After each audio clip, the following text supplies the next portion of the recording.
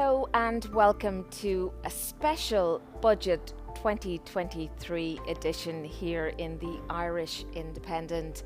I'm Siobhan Maguire, and joining me today are colleagues Charlie Weston, Personal Finance at the Irish Independent, Donal O'Donovan, Business Editor, and Taxback.com's Marion Ryan.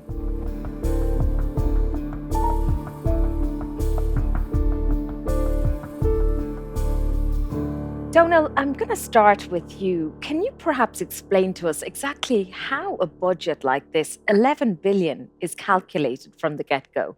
I think, Siobhan, it's probably important to say it isn't about, this is two quite distinct budgets that have been sort of intermingled in a funny way. There's Budget 2023, which is a reasonably normal budget. I mean, it's a big 6.9 billion, reasonably generous. That's the mix of, and we say 6.9, but that's really the new bit.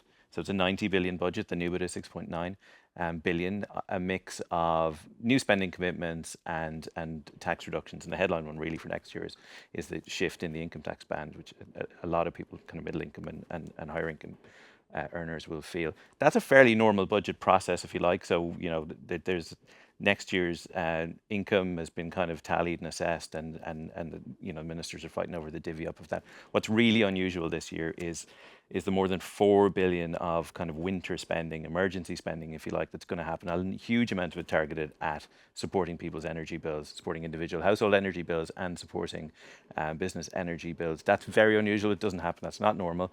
And it's happening, A, because those bills are going to be tremendously big and very, very scary for people, but also because there's money in the pot. So there is a kitty, and there's no new extra fundraising, no new tax, no new revenue that has to be found for that. That's the surplus. It's an unexpected surplus. Certainly, for ministers, it's an unexpected surplus. Where does an unexpected surplus come from? It's tax that is being paid this year. It's tax that's being paid this year that wasn't expected to be paid this year. Also, that's slightly overlooked is that the spending this year is running below what was predicted. So there's less money being spent on some of the departments are handing back money at the end of the year, which maybe ministers need to have a look at, because that's not particularly efficient. Yeah. Some of the spending commitments around kind of Ukrainian refugees, they haven't really materialized. So the number of people coming here, the amount of support they're getting is not as big as was thought. We haven't had to spend the COVID contingency fund. So there is money unspent that was supposed to be spent, or if you like, was budgeted to be spent. So that's kind of a saving. And then there's this huge amount of tax that's being paid. Income tax is coming in very strongly this year. VAT is coming in very strongly this year. And most of all, as everyone knows, corporation tax is just pouring in through the windows and doors of Merrion Street. And that's come in. It's unexpected. It's a surplus. The government was hoping to have a small deficit at the end of this year. So they're expecting to borrow a little bit. That's not going to happen. And they're going to use that money and they're going to spend it. So a lot of it. So, Marion, I might bring you in now. Donal has touched upon the income tax. Can you break it down for me? What are the changes announced today? Yeah, so I suppose there's something for everyone in this budget there. I think the real winners today are going to be kind of the squeezed middle, the working families there. So the first thing they've done is they've increased the personal tax credit and the employee tax credit by €75. That's going to benefit every taxpayer in the country. So that's €150 into everyone's pocket straight away there. The second thing they've done is they've increased the cut-off point. So the cut-off point is when you start to pay the higher rate of tax. So up until today, or up until the end of this year there, anyone earning up to €36,800 will be paying tax at a rate of 20%. And anything above that would be 40%. They've pushed that out and they've increased that up to €40,000 there. So again, into people's pockets, that's going to be about €640 per taxpayer. And if it's a married couple or if you're a family, it's going to be over €1,200 there. So that's really beneficial to people as well. What is really welcomed today, and I don't think it's enough, is they reintroduced the rent tax credit there. They've capped it at €500. That's a drop in the ocean, I suppose, compared to the soaring rents that people are paying nowadays there. But again, it helps somewhat. It's a bit of a benefit to people, but it doesn't go anywhere near what's needed. And so when do we see those tax changes kicking in, Marion? Is it from January of next year? Yeah, so the changes in the cut-off point and the tax credits, that'll be from January next year there. They did mention with the rent tax credit that it's going to be inclusive for this year, 2022. So I would imagine that it's going to be retrospective. So once you get to January and you're filing your tax return for this year, for 2022, you can claim the rent tax credit retrospectively there. But most of the taxation measures, they're all going to come in for the income tax side of things in January 1st. So, Charlie, you're no stranger about talking around consumer issues and personal finance issues and what we need to watch out for and be aware for. What are the takings that come from this particular budget that will help each of us as individuals trying to heat our homes in this winter discontent? Well, there's two big things, I suppose. There's a universal credit on your electricity bill, which will be €600. Now, that was well flagged. You'll get €200 of that before Christmas and another two separate payments after Christmas. So that'll help. It won't by any means cover the increases we've seen. We've seen savage increases in electricity and gas. For example, Bord Gáis's bills for its 1.2 million electricity customers are going up soon. Electric Ireland's 1.2 million customers, rather, they're going up from the 1st of October. The 27% increase in electricity bills. It's the third increase. The average family is probably going to spend about an extra €2,000 on fuel this year. So, you know, that fuel credit, that electricity credit is good, but it won't cover everything, I'm afraid.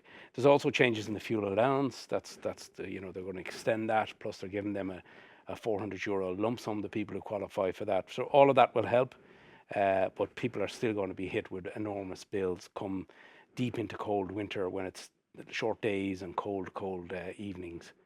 And there was a kind of initial worry that the price of petrol and diesel would go up again. Yeah, they've maintained the excise duty cut on diesel and on petrol. It's about 21 cents on petrol, and diesel is a cut there as well. And they've done something clever with the carbon tax as well.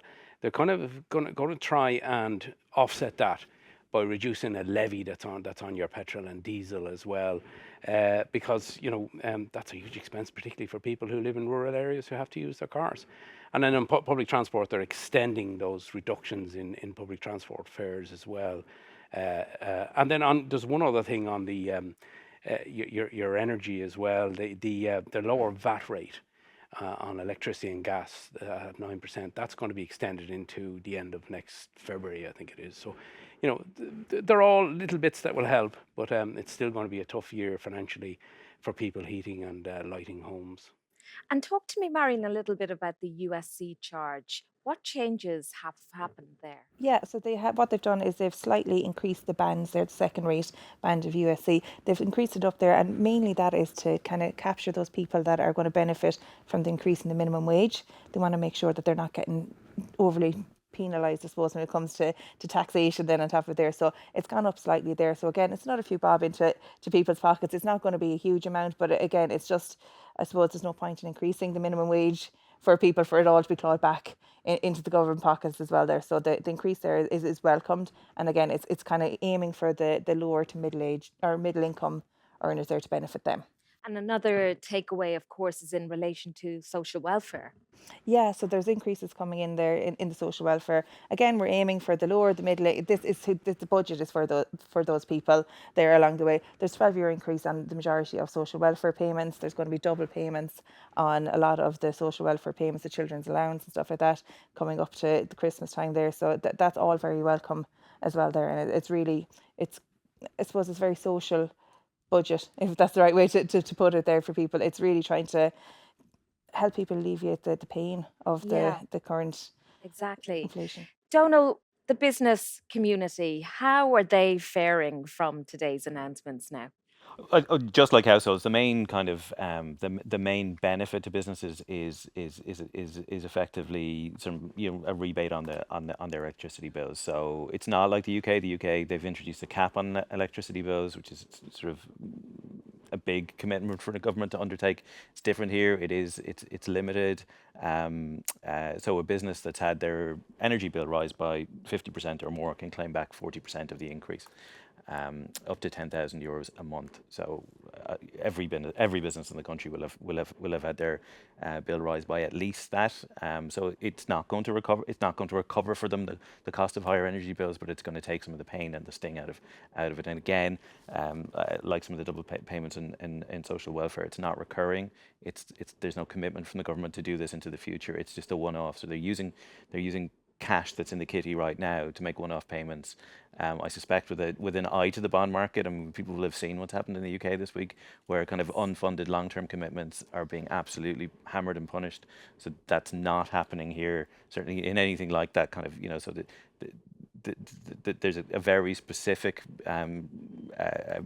program that's happening here of single payments, one-off measures, targeted measures, but not recurring. And Charlie was talking about energy bills for the individual consumers. What about all this talk of a windfall tax? It hasn't really happened, has it? It has. There'll be a windfall tax on the energy companies, and that's going to recoup some of the costs of those one-off payments. The problem is some of the energy companies are going to the wall. They're leaving. Certainly they're leaving the market, or they're trapped, just like most businesses are, between higher costs of buying energy. If they buy energy at all, they're not able to fully pass that on. And funnily enough, the biggest energy producers are probably not here. So it's limited in what you can do in Ireland with a windfall tax. There is a windfall tax on energy companies. It will raise revenue, and that will go quickly back into the. There was calls as well, I suppose, for a price cap on energy. A lot of people would see that as a nice, clean, simple solution, but it's a complicated one. I mean, that has caused problems in Britain for energy companies. You're writing a blank check. The government will be writing a blank check for energy companies. A lot of the ones we have here are owned overseas, so why would you do that? Plus, as well, there's no incentive to reduce your consumption, which is what the government are trying to get us to do. If you have price caps, people will just continue to use the same amount of energy if they know the price isn't going to change. So, that's something that's been called for, but I don't think the government, any sane government, would be able to deliver that. It's a difficult one. I know they're doing it in Britain and France and other countries, but for a small country like ours, which is doesn't have many indigenous sources of energy, it would be difficult for us, I think. There's been a couple of things from this budget that will be hugely welcomed. I'm thinking about the school book. Yeah, that's long fees, been called for. They've decided that primary school children now will have from next September about €110 worth of books. Presumably that will cover the workbooks. These awful things which can't be transferred from one child to the next. The devil's work, if you like.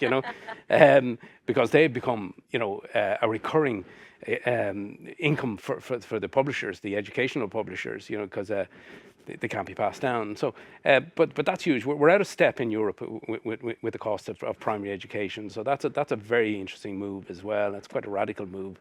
That on its own would be a big announcement. But there's so many small little different announcements here that some of these things are going to get missed, I think. Yeah, and little things, Marion, you and I were discussing earlier the fact that, that there are now allowances to be had on the likes of, say, HRT treatments, IVF, that's all very significant. It's huge, and it's something that's been kind of, I suppose, looked for years, or wanted for years, or even like, I suppose, when people do go down the route of fertility treatments, it's the cost of it. It's not hundreds of euros; it's thousands, and it's 10,000s of euros there to bring that in, like, as well. For, again, if we're looking at the squeeze middle here, that's the squeeze middle there. If you're a young married couple, you're trying for a baby, you'd look down the route of fertility treatments, and that's tens of thousands of euros. So something like that is hugely welcomed. Like, it might be a small group of people when you look at the country as a whole, but like, it's a really overlooked group of the population. That has been the case for a long time. And as well, I suppose, like, as women, the HRT is something that is going to become relevant to us there, but it's kind of taboo. It's not being talked about. So it's great to see these kind of measures being brought in as well, along with contraception measures brought in as well. Yeah. It really, it's modern, I suppose. There's a lot of announcements on health, actually, that are interesting. That's right, yeah. The hospital charges, that they're getting rid of those for adults. They have got rid of them for children. I mean, that could cost you anywhere about €800 a year if you have to go to hospital a lot. And then an extra 400,000 people will qualify for GP cards.